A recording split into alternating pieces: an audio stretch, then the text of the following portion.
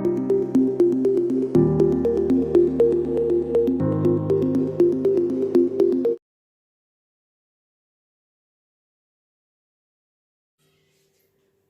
को मेरा नमस्कार। शिल्पश्री क्लासेस में आपका स्वागत है। बाधा विघ्नों से घबराना कमजोर हृदय की फितरत है, सच्चाई पर डटे रहे हम, सच ही में तो ताकत है। इन्हीं विचारों के साथ आइए आज की कक्षा प्रारंभ करते हैं। आज का हमारा टॉपिक है विसर्ग संधि।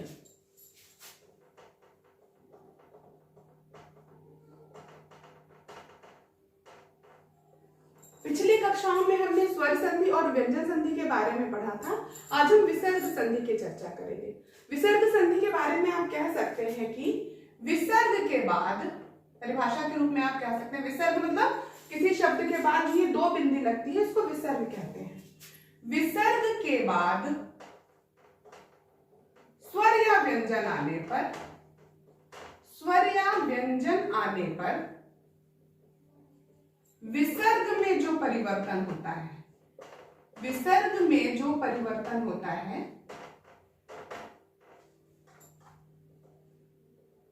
वह विसर्ग संधि कहलाता है। कौन सी संधि कहलाता है? विसर्ग संधि। ठीक है, इसको विसर्ग संधि कहते हैं।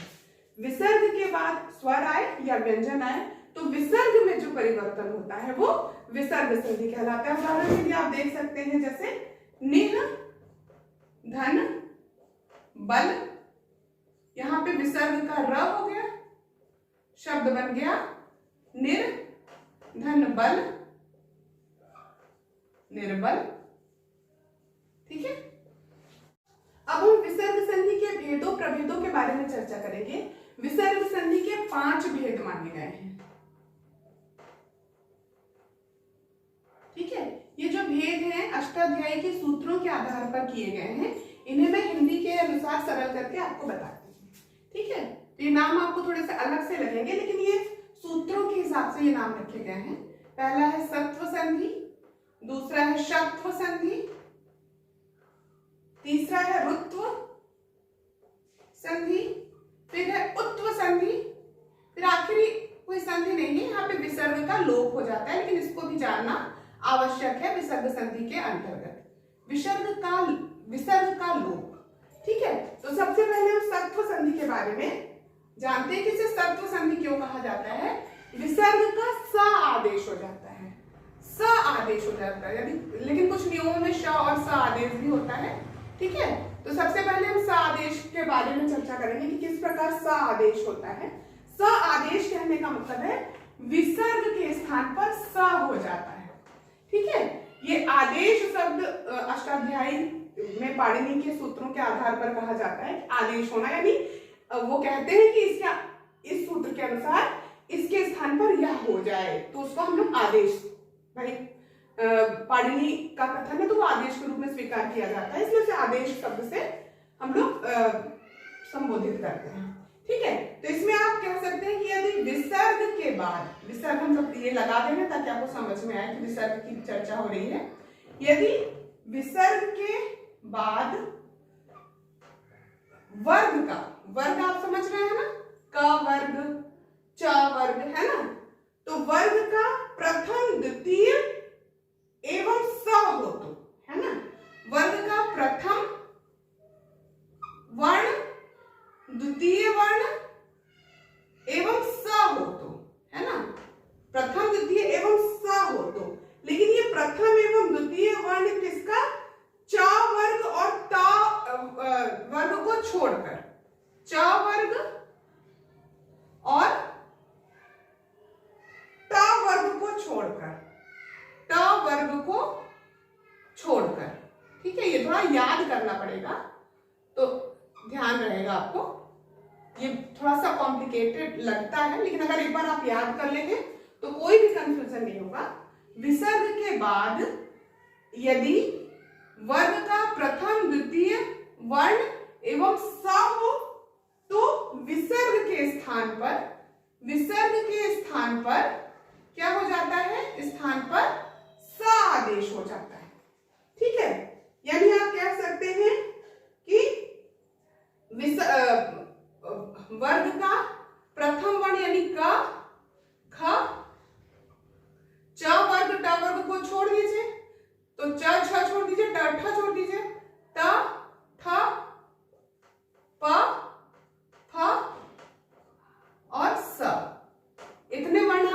नियम के अनुसार, यानी विसर्ग के बाद वर्ग का प्रथम वर्ण, द्वितीय वर्ण एवं स होगा तो विसर्ग के स्थान पर स आदेश हो जाएगा। ठीक है, इस नियम को यहां हम रखते हैं, यहाँ पे ऐसे, ठीक, ऐसे आप कर सकते हैं। आप विसर्ग धन यदि ये है तो विसर्ग के स्थान पर स आदेश हो जाएगा। अब इसका उदाहरण देख लीजिए बहुत ही केयरफुली, सरल तरीके से। नियम यहाँ लिखा रहेगा ताकि आपको उदाहरण के साथ समझ में आए। जैसे नमः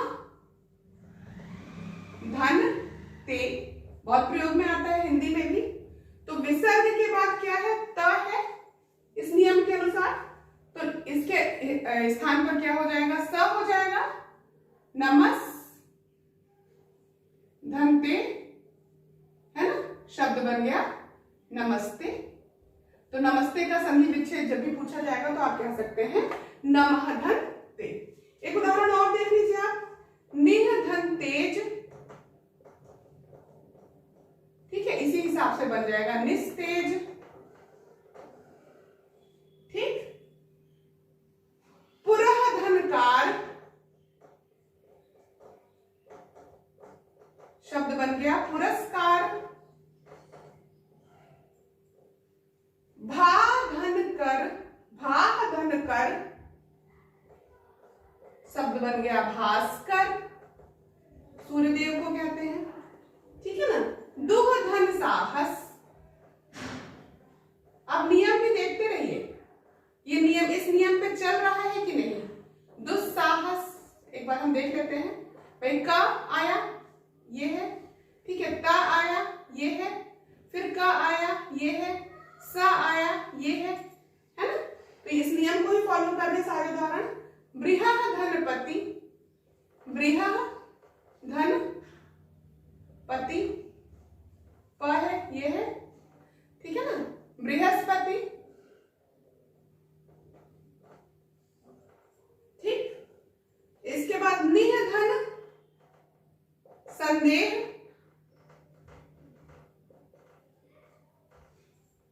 ठीक है, समझ में आ रहा है। निस्संदेह, ऐसे बहुत सारे उदाहरण आपको मिलेंगे। निःसंतान, निस्संतान, निःसंकोच, निस्संकोच, ठीक है ना।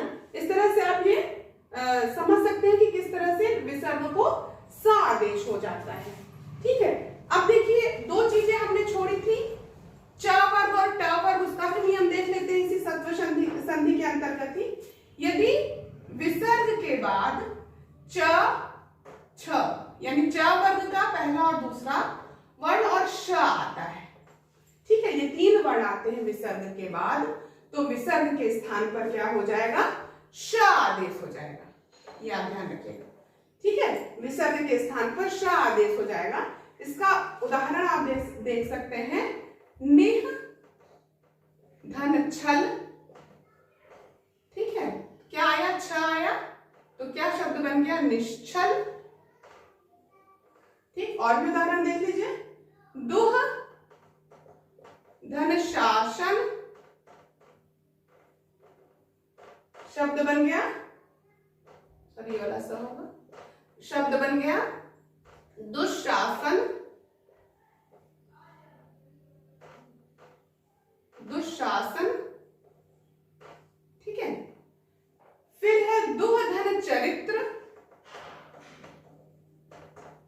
बहुत केयरफुली पढ़ना है, आप जल्दीबाजी नहीं कर सकते इसमें। जल्दीबाजी करेंगे तो निश्चित रूप से आपसे गलती हो जाएगी, इसलिए बहुत आराम से धीरे धीरे पढ़िए, एक एक चीजों को समझ करके, ठीक है। हरिह धन चंद्र, हरिह धन चंद्र बन गया हरिश्चंद्र। इसके अलावा और भी शब्द है। दुष्चक्र, दुह धन चक्र को देख लीजिए, दुह धन चक्र, शब्द बन गया दुष्चक्र, ठीक है। इस तरह से हमने समझा कि श आदेश कैसे होता है। इसके अंतर्गत एक नियम हम और देख लेते हैं। यदि विसर्ग के बाद ट एवं ठ आता है तो विसर्ग के स्थान पर श आदेश हो जाता है, ठीक है। देखिए उदाहरण में निह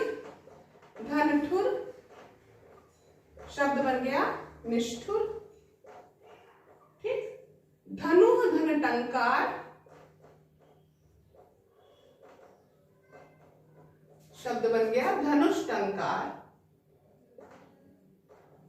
ठीक, इस तरह हमने सत्व संधि के विषय में समझा। अब हम अगली एक और संधि के विषय में आज चर्चा करते हैं, जिसको हम कहते हैं षत्व संधि। षत्व संधि, इसका क्या नियम बताया गया है देख लेते हैं। यदि विसर्ग से पहले ई या ऊ स्वर आए और विसर्ग के बाद क, ख, प, फ आए, यानी क वर्ग का पहला वर्ण दूसरा वर्ण और प वर्ग का पहला वर्ण और दूसरा वर्ण यदि आता है तो विसर्ग के स्थान पर क्या हो जाएगा आदेश? श आदेश हो जाएगा। ठीक है, विसर्ग श में परिवर्तित हो जाएगा। ये षत्व संधि का नियम है। ठीक, जैसे आप देख सकते हैं, दुह धन कर,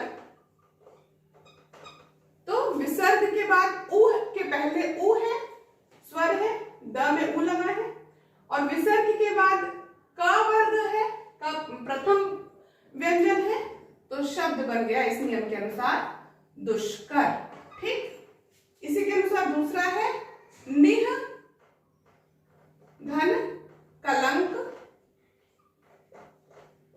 शब्द बन गया निष्कलंक, और सावधानी से पढ़ना है। ठीक है, निह धन पक्ष, शब्द बन गया निष्पक्ष। निह धन फल, शब्द बन गया निष्फल। निह धन कपट, शब्द बन गया निष्कपट।